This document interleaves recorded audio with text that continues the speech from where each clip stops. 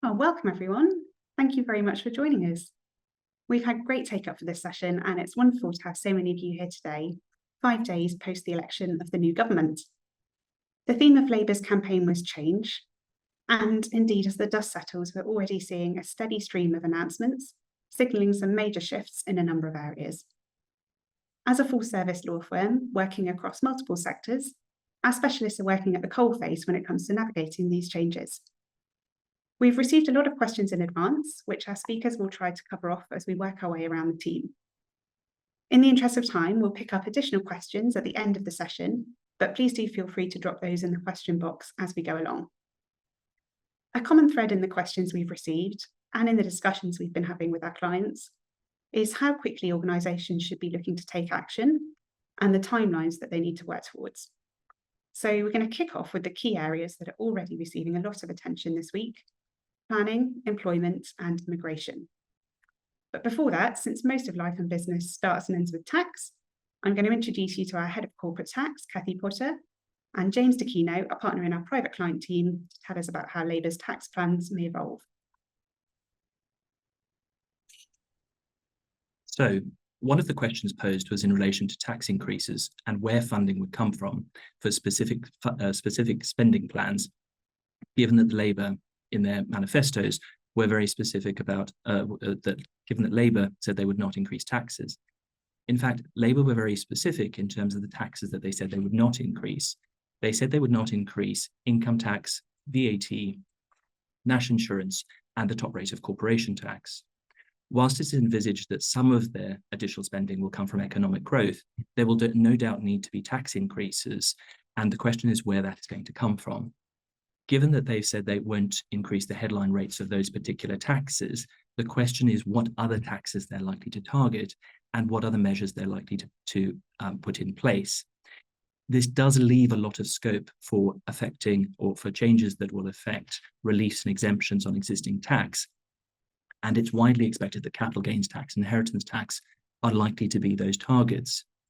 There haven't yet been any new announcements in relation to tax from the new government, and it's expected that we will not hear anything in detail until September, October, when there's likely to be a budget. Labour had said in its manifesto that it will alter the taxation of private equity profits, known as carried interests. Although they refer to it as such, this is in fact not a loophole, and there is specific legislation which applies that taxation. The UK is very much on a par with similar countries in the way that we tax private equity carried interest, and it's hoped that the government will remember this when they come to determining rates to ensure that the UK remains competitive. Labour were also fairly non-committal during their debates in relation to various of the taxes, and in particular, we expect them to tinker with capital gains tax and inheritance tax. Rates of capital gains tax at the moment are historically low, and it's widely envisaged that they may increase capital gains tax rates to put them on a par with income tax. In addition, in terms of the actual reliefs that they may adjust, they had said that they will not change capital gains tax as it applies to individual homes, but there are a lot of other reliefs and exemptions that they may choose to adjust, such as business asset disposal relief, or indeed in relation to inheritance tax, agricultural property relief, and business property relief. In addition to this, there are other reliefs such as rebasing on death in relation to transfers of assets that have previously been looked at, which may be looked at again, and indeed merely not altering personal allowances as another way of increasing taxes. In particular, on the personal side, there is, of course, also the highly political non-dom tax changes. It's envisaged that the headline is very much to take away non-domiciled status and instead implement a 4-year regime whereby individuals who have not previously been UK resident will be able to benefit, or not a resident within the previous 4 years will be able to benefit from a regime where they don't pay tax on foreign income and gains for that period.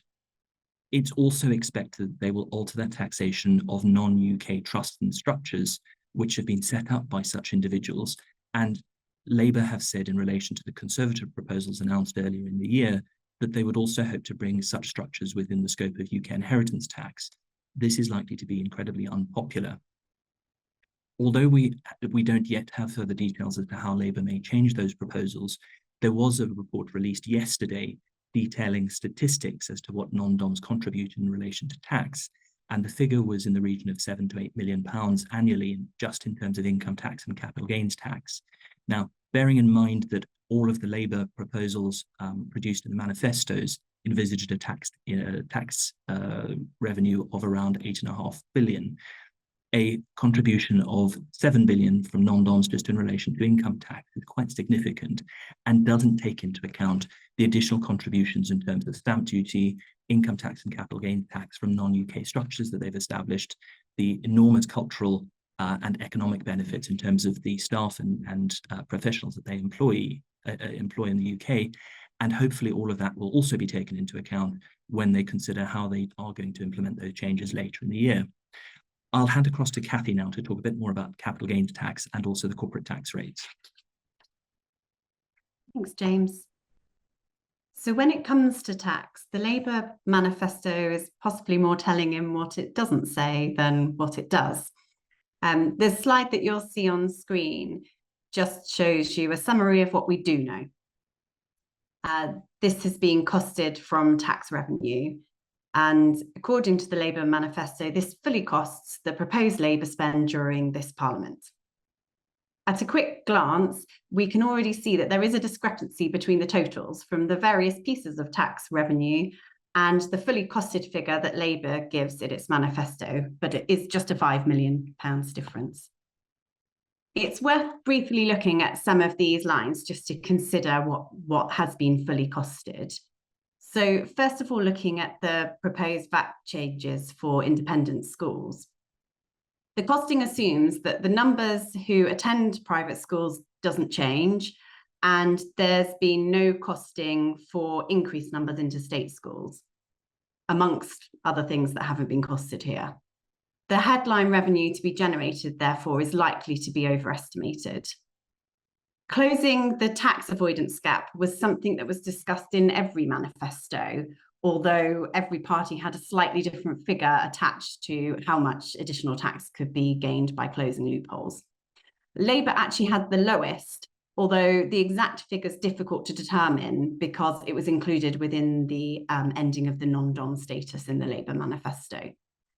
The additional tax take from closing schemes is difficult to estimate because by its very nature, tax avoidance involves taxpayers not declaring the right amount of tax. So it is difficult to quantify. Labour have said that they'll give an extra £855 million to HMRC to allow for it to make improvements in its infrastructure to deal with tax avoidance more efficiently. It's difficult to know whether that sort of figure is enough to equip what is an already very under-resourced department for this additional work, but I guess time will tell. We can remove the slide now. When Labour say they won't increase tax rates, we also needed to consider whether that really means no additional tax will be paid by taxpayers. And James has already alluded to this. I'm talking about stealth taxes. So, for example, Labour have said that they won't increase the tax marginal rate bands until at least 2028. This means that as individuals receive pay rises, more of their income will be taxed in the higher tax rate bands as they're tipped into those bands. Labour have also said that they won't increase the corporation tax beyond 25%. But what they haven't mentioned is whether or not they will retain the small profits 19% tax rate. Likewise, if the VAT registration threshold remains unchanged, more businesses are likely to fall into the registration threshold as costs of producing goods have gone up significantly during the cost of living crisis. All of this increases tax revenues without actually increasing headline tax rates. Labour's manifesto was also deafening in its silence around CGT. It's widely anticipated that a Labour government will increase CGT, with some commentators suggesting that it could be aligned with income tax rates.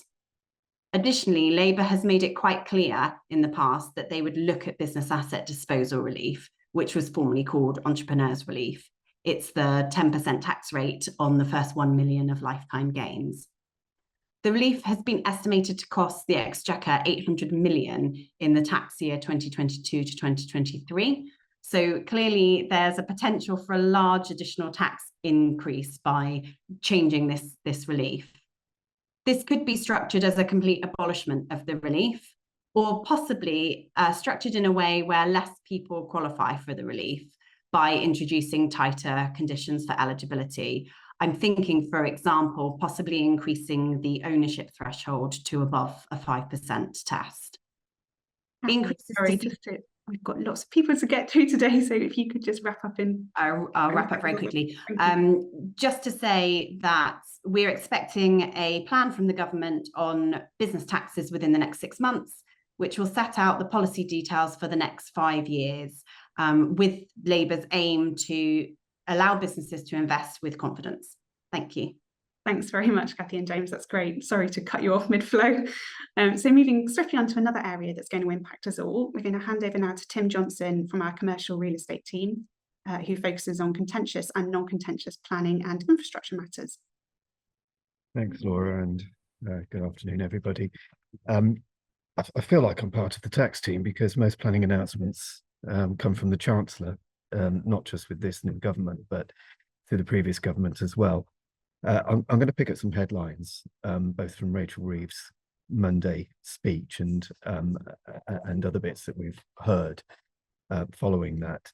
I think that the first point is that this new government see planning, I think probably quite rightly, as a little or no cost measure that can bring investment in and create wealth and create more tax, which is why the Chancellors often give us planning measures as well as tax measures. Headlines, I think, from Monday's speech from Rachel Reeves, I'm quite positive on this, as I think they are. The trick, of course, will be them getting things moving in a time period that we can all see.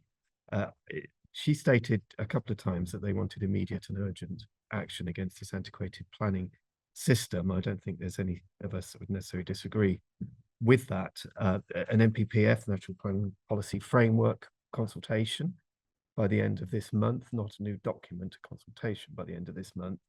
And I think that's going to include, well, we know it's going to include reintroduction of the mandatory housing needs targets, and also a number of other requirements. And I expect we're probably going to get a strengthening of the tilted balance that we've got in there. Removing a protection of neighbourhood plans, that's the NPPF paragraph 14 protection that I think will be moved or changed rather. And of course, Greenbelt, which I'll have a quick mention about later on. I think it's worth mentioning that it's not just the NPPF. There's already provisions in the Levelling Up and Regeneration Act, probably just to be changed title to the Regeneration Act because they don't like levelling up, to allow for national development plan policies, which, if they bring in the two other provisions that are not yet in force, would allow policies to be brought in on a ministerial statement saying that they are national development plan policies, and they would trump potentially both neighbourhood plans and local plans. If there's a conflict with the NPPF, that's something we haven't really considered, and I think that's something that the government's going to have to consider. Other headlines, 300 new planning officers, haven't been told how that's going to be funded. It's going to be very welcome across the board, but I think it only probably scratches the surface of the need on there.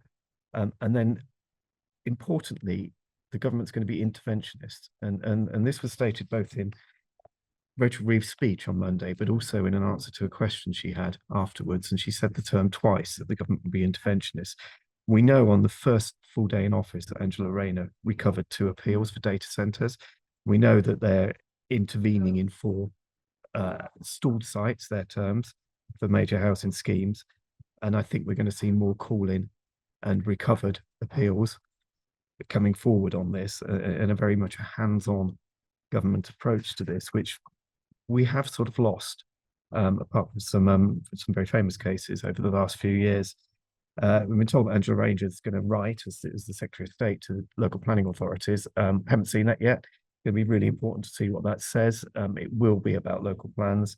It will be get a move on with those plans that are stuck in the system. And I think it will also talk, or we know it will talk about early review of green belts. And quickly on that, green belt, grey belt, How can they do that? Early reviews of greenbelt boundaries to be welcome, I think, on that, but that's a local plan process which isn't quick.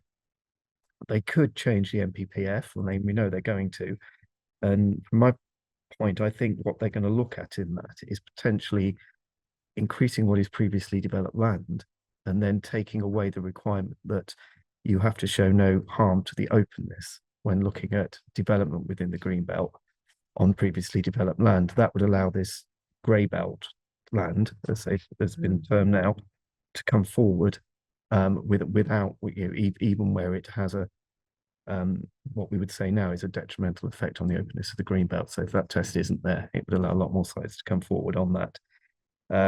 We heard a lot of talk about private investment in infrastructure. I think that goes hand in hand with everything else. If the planning system is eased to allow further development and development to come forward quicker, then you will find, I think, that will come through. And of course, we've already seen the onshore wind policy change, the removal of the 2 footnotes in the NPPF will mention that they're going to be removed on there.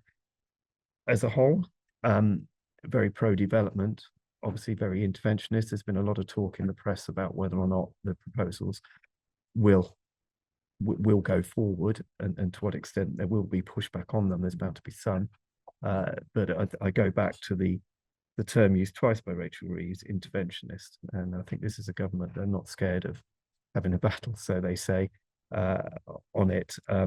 We're no doubt going to end up in court on a lot of this. A lot of it is time will tell. I think the big thing is to see the changes to the NPPF at the end of this month, and also Angela Rayner's letter to local planning authorities. We'll be in a much better position to see where they're going following that. And on that very quick gallop through what is going to be a massive subject, I'm going to hand over to Mark Sellers in our housing team to discuss further proposals on that. Thank you. Thanks, Tim. So Tim has covered the planning side of it, but planning permissions are only the start. You've got to build things. And how is the government going to achieve 1.5 million houses at roughly the rate of 300,000 houses per annum, when 300,000 houses per annum hasn't been achieved for more than 30 years?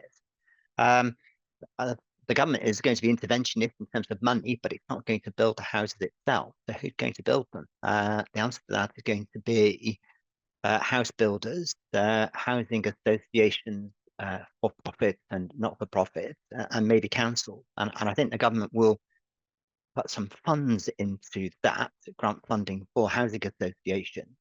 I don't see them reintroducing Help to Buy. They said so in their manifesto, but how are they going to achieve the build out rate? And I think that part of the answer may well be in the last report of the Competition and Marketing Authority, who looked at the house buying and developing market and came forward with some initiatives as to how to increase the build out rate. And they had 3 main ones in terms of the housing sector. One, measures to support a higher build out rate, so you have greater diversity of tenure on larger estates. Local authority incentives to increase the number of smaller sites which will be developed out by SMEs. Most of the development is done by the big 6 house builders, but historically lots of housing used to be delivered by SMEs, and I can see Professor Bourget think that the government might look to assist SMEs more, because it's quicker to get planning permission for a smaller site and then to build it out.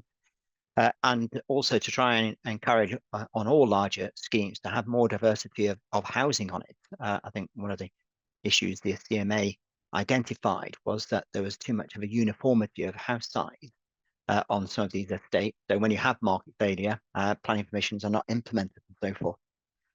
In terms of other things which the government will deal with, one is right to buy. I think they're going to review the discounts available on right to buy. That will go down. So right to buy, people will have to pay more. That will be more money for councils to invest.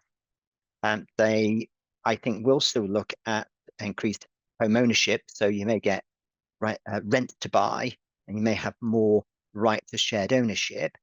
The manifesto does talk a lot about more new social rented homes, and I can see that continuing. Just as an aside, there are measures, I think, going to be introduced on leasehold reform. They talk about leaseholds in the manifesto. They talk about common hold. They talk about greater enfranchisement rights. And on the rented sector, they have committed, as did the last government actually, to the removal of the Section 21 no-fault termination of tenancies. So I think it's going to have a lot of leasehold reform as well. But the biggest challenge is simply, you may change planning, you may have permission to carry out the developments, but how do you get built? And the last stats which I saw on this were there were approximately 1 million planning consent for dwelling which had not been implemented or reached practical completion. So how does the government deal with that? That's me. I'll hand back to the chair. Great, thank you very much, Tim and Mark. So another area where we're expecting to see swift change is employment and workers' rights. So we're going to go over to Chris Sider, a partner in our employment team. Chris, we've had a lot of questions on this, unsurprisingly. So could you just take us through what's been filling up your inbox over the last few days? Yeah, look, Laura, very happy to. Also very conscious of time for everybody. I could literally spend the next 2 hours talking to you with regard to the huge swathe of changes we're expecting to see. For the uninitiated, the FT this week described that the proposed changes will see in employment law as, and I quote, the biggest shake-up for a generation. I'm conscious that people want to understand the timescale for this, so I'll share with you what we do know. So we know that Labour's promised to introduce the legislation within the first 100 days of its new government. This means that we'll get a bill by no later than 12th of October. This will be signposted next week when we have the benefit of the King's speech. Now, to reassure people, there will be time because Labour has promised a full consultation on implementing the bill. So what that essentially will mean is that before it goes into law, the bill will need to go through both houses of Parliament, and the best guess at the moment is that the earliest that we think the bill will make it through that process is by April of next year. But there's an important caveat. Whilst the bill may receive royal assent, many of the provisions I'm about to share with you won't then take legal effect. Many will require substantial secondary legislation or indeed codes of practice. They will need to be drafted, they will need to be consulted upon, and that can often take many months. But my key message basically to all of you is the one thing is clear. Given the size of Labour's majority, all employers are going to, in using my language, buckle up, because Labour's plan to make work pay is going to be broadly implemented because of the size of that majority that they have. So just very quickly to give you all a bit of a flavour as to what we can expect. You're going to hear more from Labour with regard to addressing one-sided flexibility. What that essentially means for employers is that there's going to be more regulation to deal with. One of the headline issues is going to be the introduction of day one protection from unfair dismissal. Now that's going to be a huge change when it comes in because it's currently 2 years. To reassure, this will not prevent fair dismissal, but we can certainly expect more attention being paid on the use of probationary periods and the rules and processes to be followed to avoid a claim flowing from a failed new employment. In the interest of time, I just want to also flag that we are going to see developments with regard to TUPE, that's the transfer of employees, either on an asset sale or where there's contracting in and out. And the reason I'm signposting this to you is because Labour is talking about extending the protection to workers, not just employees. So that will mean a far greater proportion of the workforce will enjoy that protection with regard to TUPE. The second hopper I want to talk about of change relates to family-friendly rights. And again, another headline issue for you all to be aware of is that Labour is proposing the introduction of flexible working to be the default from day one for all workers, except where it's not reasonably feasible. The devil will be in the detail with regard to what is not reasonably feasible, but the key change will be that the fact that it will be the default from day one. We're also very likely to see new paid carers leave, and we can see the Liberal Democrats leaning into that. And another issue to highlight is that we will see a new right to switch off from work. There's going to be significant attention paid to working hours in the UK, and Labour's already indicated it's going to follow the models in place in Ireland and Belgium, which essentially requires a workplace consultation to develop policies within the employer with regard to what the expectations are with regard to being in contact outside of working hours. The next hopper I'll quickly talk about is pay. Fact of the matter is that you better warn your finance directors that life with your employees is going to become more expensive. The reason I'm saying that is that when it comes to sick pay, we're going to see a removal of the lower earnings limit to make it available to all workers and remove the current waiting period. And also there's a very strong commitment to a living wage, and we expect Labour to task the Low Pay Commission to focus upon the minimum wage being for the first time designed to reflect the need for pay to take into account the cost of living. Next is equality at work. I personally think this is going to be a very significant issue indeed. There's going to be a greater focus on equal pay. We can expect to see new measures to ensure that outsourcing of services can no longer be used to avoid paying equal pay to women. We're going to see a sharper focus on pay gap reporting, with larger firms being required to not just develop, but also publish and implement their action plans to speed up the closure of their gender pay gaps. And Labour are saying that they will ensure that outsourced workers are included in that gender pay gap reporting, which will be a significant change. Also, there will be the need for larger employers, i.e. those of more than 250 staff, to publicly show their ethnicity and disability pay gaps. Those issues are complex, and again, forewarned. It's important to forewarn the audience with regard to the fact that we're certainly starting to tell our employer clients that they need to start thinking about what data they are currently collating with regard to their workforce. I better talk about rights at work. I know that this is we're running a little short on time, so if you could that's just okay. I'm almost there, Laura. I'm almost yeah. there. So I know this is. I wanted to raise this because I know this is a topic that the immigration team is already focusing on. That's the creation of a new single enforcement body, which is going to have strong powers to inspect workplaces and take action against exploitation. But what I wanted to do, Laura, is before I go, is just highlight that the role of the trade unions in the workplace is going to be for many a seismic change. Not just when it comes to, for example, procurement exercises, but also with regard to the fact that some are already concerned that we're going to see more industrial action in the workplace. Within our industrial relations groups, we're already starting to map this out. But if I may, Laura, I'd like to pass over to my colleague Binder, who's agreed to pick up this part of the presentation. Thanks, Chris. Thanks, Chris and Laura. Yes, just to pick up on Chris's points. One of Labour's key commitments is to have a fairer bargain for working people, and Labour's association with trade unions means it's not surprising that they feel that trade unions should have a greater role to play within workplaces. And so that's going to lead to changes in law, changes in practice. And I think we can look at the initial steps. I think what's happened most immediately will be the revocation of some trade union laws. So firstly, there is the Trade Union Act of 2016, which introduced restrictions on industrial action, so longer notice periods, higher ballot thresholds, and restrictions on picketing. That's likely to be revoked very quickly. Secondly, and more recently, we have the Strikes Minimum Services Levels Act 2023, which require workers in key sectors such as transport, health, and others to provide minimum levels of service during industrial action. So those two pieces of law will go, and I think will go very quickly. But the experience thus far with those two bits of law is that they haven't actually led to a great deal more of industrial action.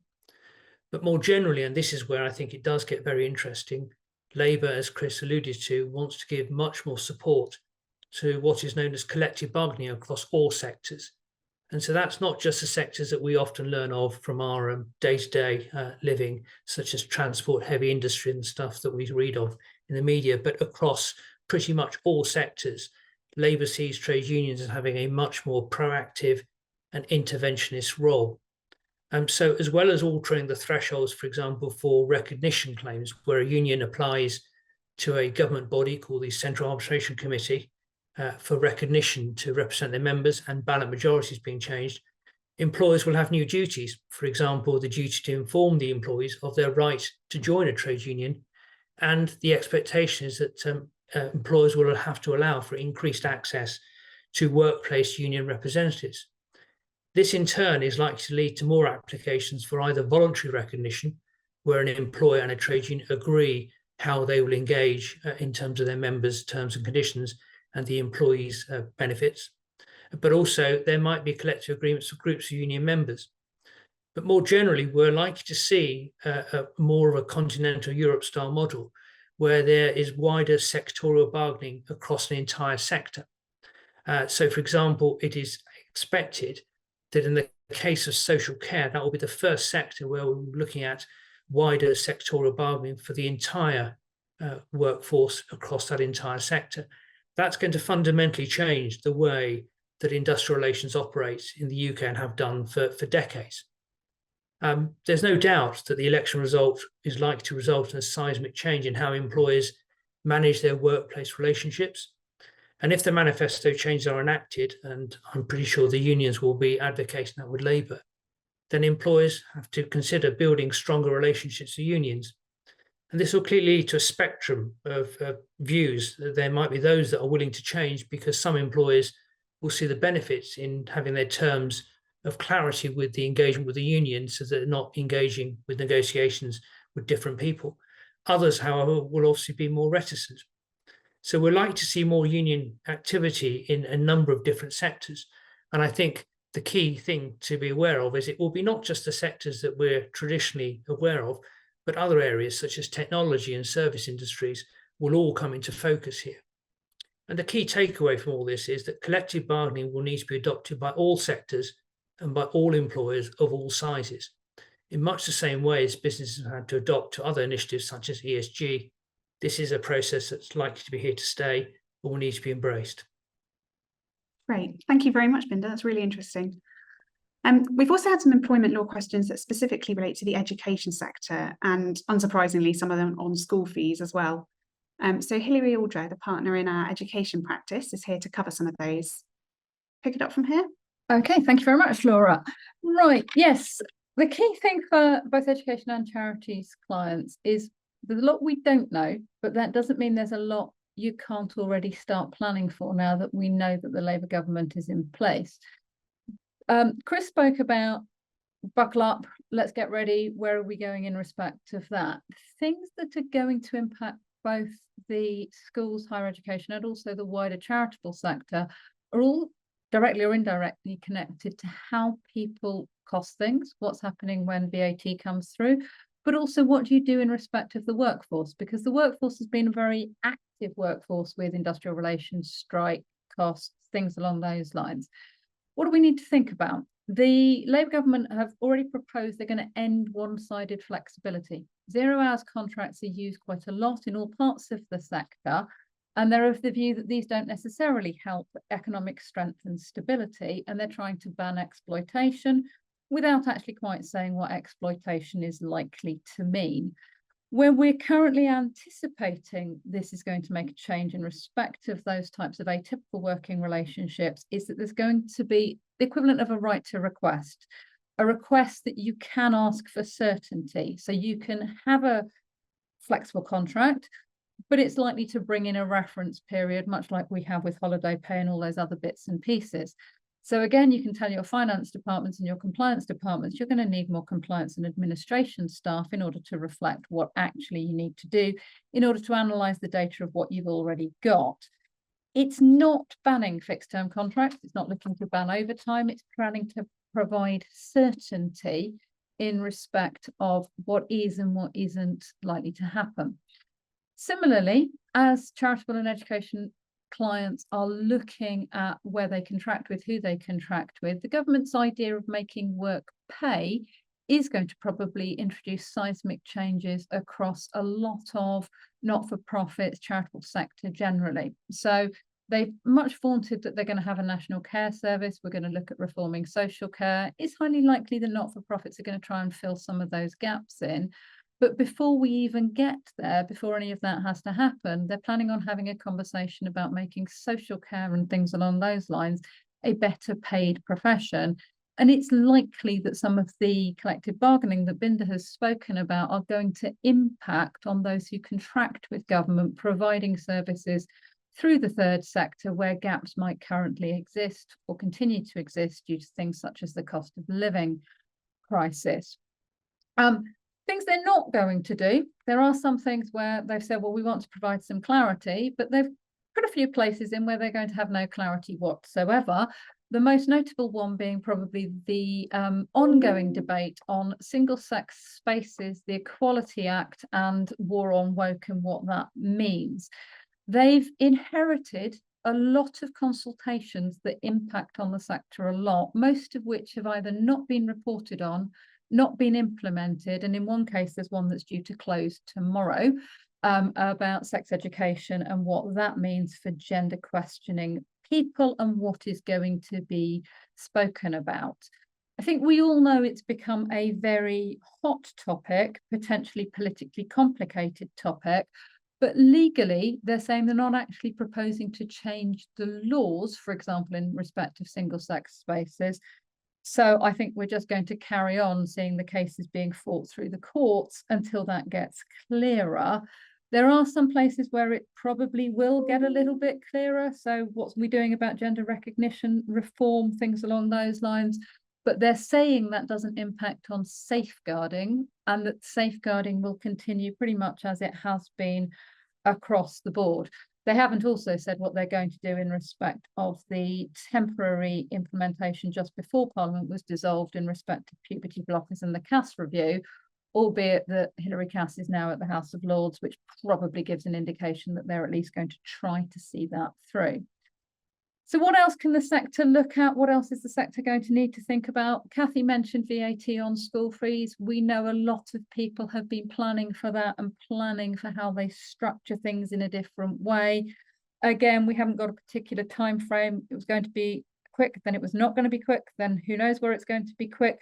But what that has led to is it's led to quite a lot of debate and discussion where people are looking about where they can structure tax differently, what else they can potentially do.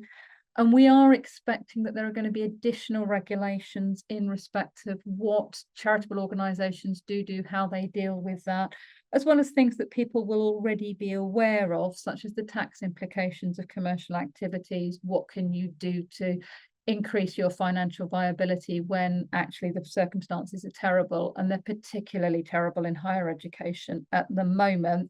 Sorry, and one thing from a charity side one has to think about is the viability, the sustainability, but also making sure that you're still complying with the rules that already are in place whilst planning for the future. And I think, Laura, that's me. Thanks, Hilary. Great, so we'll now move from education into immigration and the skills agenda and bring in Pat Saini, who's the head of our immigration team. So Pat, we heard a lot from Labour about the skills agenda. What are they currently proposing, and do you think it will help in the long run? Thank you, Laura. I mean, I suppose a place where I'm actually going to start is obviously immigration has over the last number of years become a political football.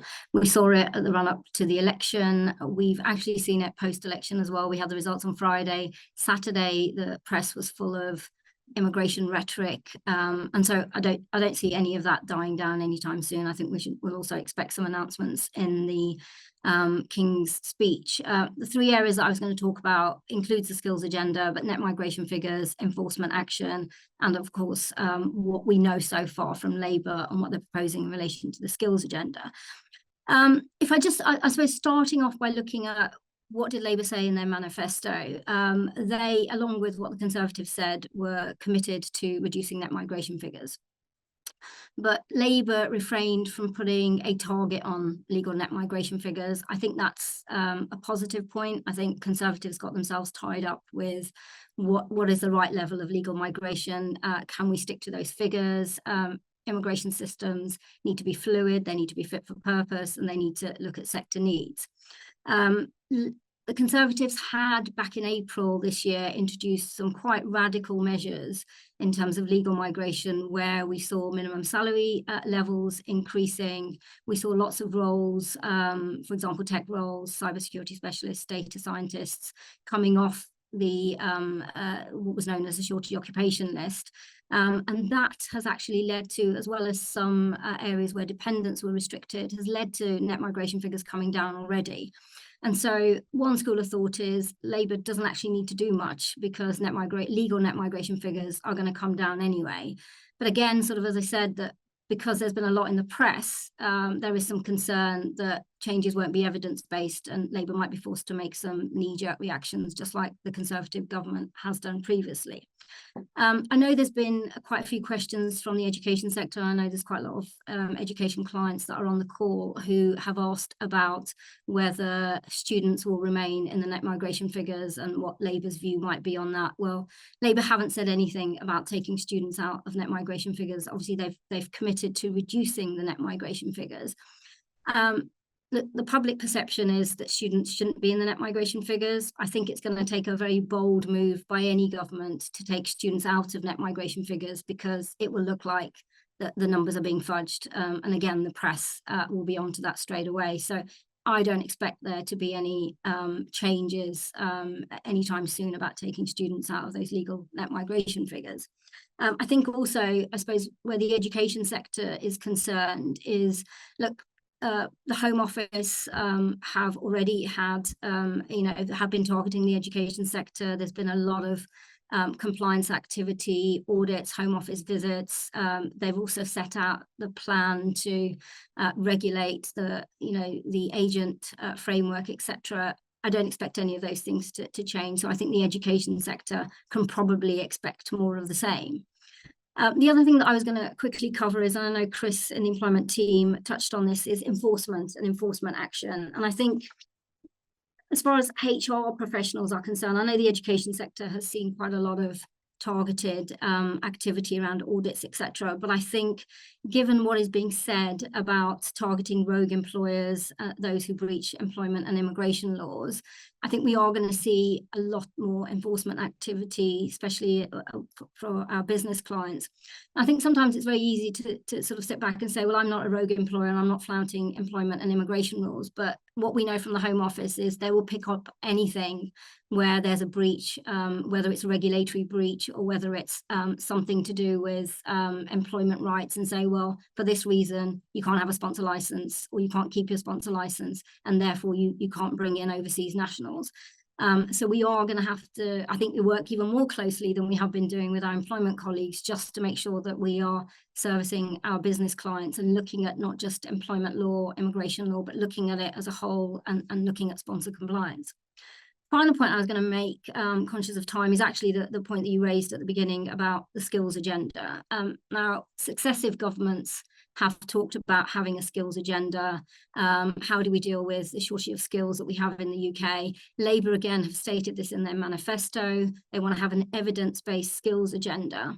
I think that's very commendable. It's important to look at the skills and the shortages that we have. However, I mean, the caution that I will exercise is, look, where we're looking at new age technologies, for example, and we're looking at prompt engineers and researchers and specialists in AI, those skills are in shortage now, and businesses need those individuals to come in and upskill the domestic labour force, but also make sure that the UK remains competitive.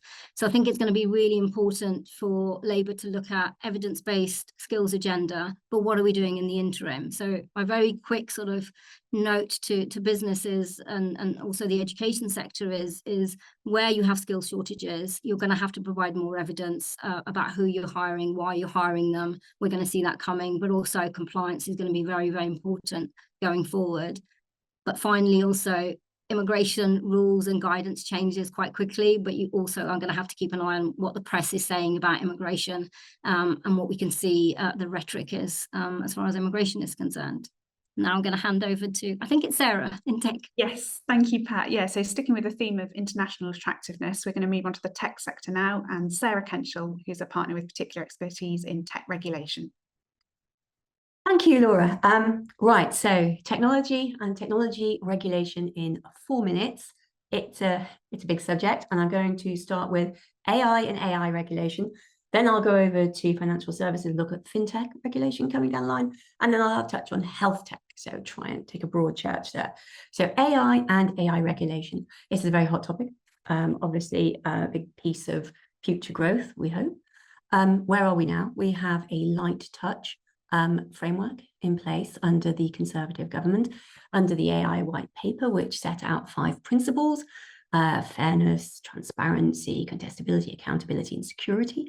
And it has been left to the individual regulators to put in place policies where they see there could be harms, looking through the lens of these, using these principles to inform their policies.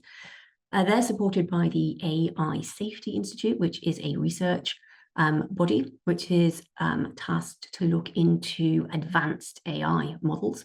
And so it's there to support both government and the regulators in developing their policy at the sectoral level. So it's light touch and it is wait and see. Now, the new government feels that this is inadequate. They have said that, in fact, in their manifesto, and I quote, they want to introduce binding regulation on the handful of companies developing the most powerful AI models. So they're not quite wait and see. They want to be upfront with regulation. And so I think we will see that coming down the line relatively soon. What will that look like in practice? Well, thinking about what they say, I don't think it's going to be that far away from what we already have over the water in the EU AI Act, which is actually an EU regulation. So that has a safety-based risk approach to the AI models, depending on the levels of risk, which at the very top of the risk is that there's prohibitions. And next come notification obligations. And as you go further down, it becomes more principle-based. And I suspect we will be looking at something akin to that. So that's my feeling on AI regulation. Right, moving now to fintech, and actually AI is a good segue. Financial systems and fraud. So this is a very big hot topic as well in the fintech area. How can we use fintech for greater good? How can we use fintech to reduce fraud in the financial systems? Especially when we've got a lot of AI used for sort of bad purposes, bad actors creating deep fakes, and these are getting better and better and more persuasive. So what do we have at the moment under the Conservative government? We have various measures to stop authorized push payment fraud. And I would imagine everyone on the call has in some shape or form encountered someone trying to either extract your credentials or try and persuade you to make a payment or press a button, which is going to authorize a payment out of your account. Now, that has been tricky in the past to reimburse because you have actually authorized it. So you consent it, and then you have the banks and the various payment service providers' duties of care. They have a duty to implement your instructions. So you had these difficulties there. So now we have coming down the line, should come in October, we have mandatory reimbursement whereby the payment service providers will have to reimburse you if you are a victim of this kind of fraud, provided you haven't been absolutely grossly negligent. So it's a very high threshold. So the vast majority of claims will probably be reimbursed. So this has kicked off some interesting debates because, of course, you have, whilst you have the banks fronting that and the aim of the payment services regulator, payment systems regulator, their aim is to get banks and payment service providers innovating. And so you will see things like confirmation payee that you have on your phones when you make a payment, set up a new payee, shall we match? That's the sort of technology you'll have coming down the line. But the banks and other payment service providers, not always, they're taking 100% of the hit on this. And behind the scenes, they reimburse on a 50-50 basis. But most of this fraud is appearing, 70% actually, and this was reported in the Financial Times the other week, 70% of this fraud starts on the technology platforms. And so an interesting discussion is kicking off under Labour as to whether tech companies should be made liable to reimburse victims of online fraud as well as the banks.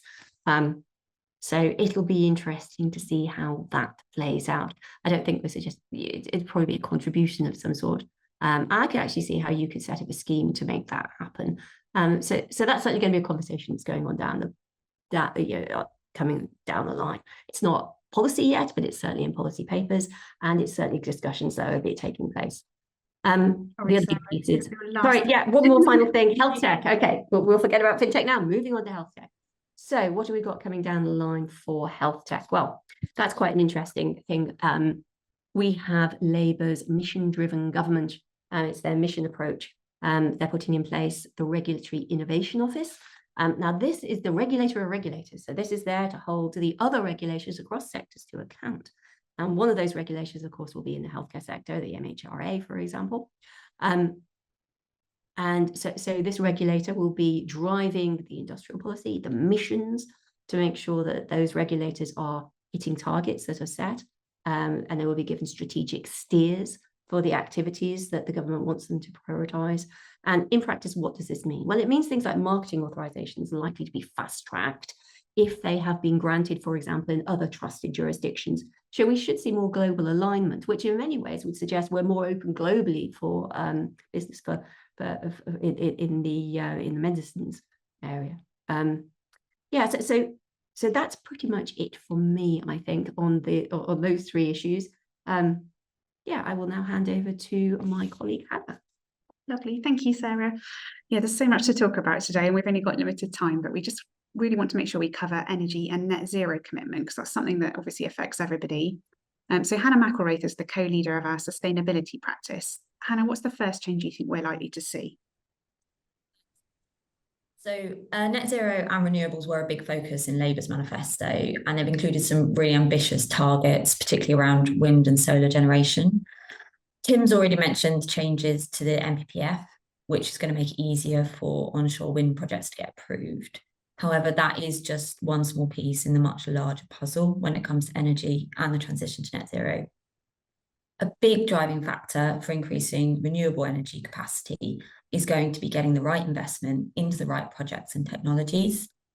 You may have seen the announcement yesterday that the government is going to be creating a new National Wealth Fund, which is going to be investing 7.3 billion in new and more risky emerging technology in a bid to encourage much needed private investment in this area to really give it a massive boost.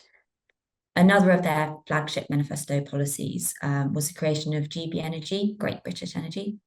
And this is a new publicly owned company which is going to help to support that additional investment with up to 8.3 billion promised over the course of Parliament. Now, GB Energy is going to be a bit more focused on the more traditional renewable technologies, as well as helping provide money to kind of help with the decarbonisation of homes and the Warm Homes Scheme. Funding for these investments is meant to come in part from the windfall tax on oil and gas companies. I know Kathy's costings don't really cover even half of what they've promised. So I think in reality, we're only really going to know where that money is going to come from once we've had the next budget. It's clear that Labour are using their current momentum to get some really good initial progress and policies on their election pledges. So hopefully this is a sign of positive things to come.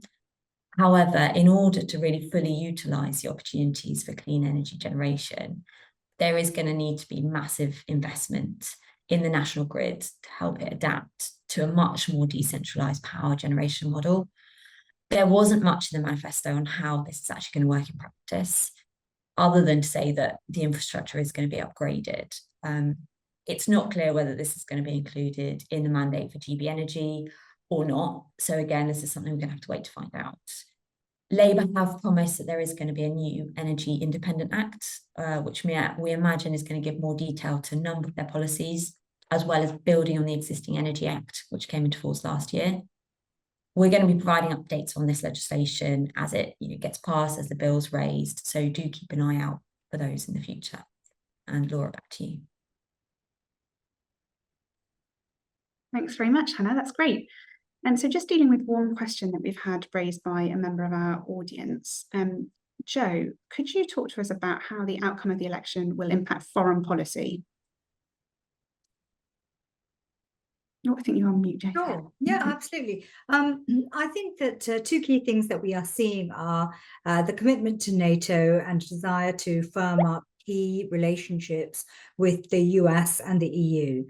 So we've seen that come through with the first trips that have been taken by our new Prime Minister. Sir Keir Starmer is already in the US attending the 75th summit of the NATO Defence Alliance. And Our new Foreign Secretary, David Lammy, has already made post-election trips to Germany, Poland, and Sweden. Primarily, this is defense-driven in support of Ukraine. And one thing that the Labour manifesto did mention was an increase in defense spending. We don't know quite what the parameters around that will be. In relation to the EU, though, I think we can't expect, while Labour's priorities do seem to include a reset of the UK-EU relationship and to improve trading within the bloc, we don't really know what that's going to look like, but what we do know is that we're not anticipating return to the EU single market or a reintroduction of freedom of movement with the EU. I do think that in certain areas, and Sarah's mentioned AI as being one of them, there will be, we will see how the government is more mindful of the EU approach. Certainly in relation to data privacy issues, there was nothing mentioned about reform of data protection laws within the Labour manifesto, even though there was a data protection bill planned under the Conservative agenda. So I think that sort of thing is likely to, protecting the data flows and being mindful of the EU adequacy decision that is in place with the UK is going to be important. Just in relation to, international organizations and international investment perspective, I think that the Labour has made some helpful noises in relation to innovation, which might be of interest. And things have been mentioned already, certain things like removing planning barriers for new data centers within the UK, allowing for longer investment cycles and budgets for key R&D institutions within the UK, to keep the UK, at the forefront of global innovation.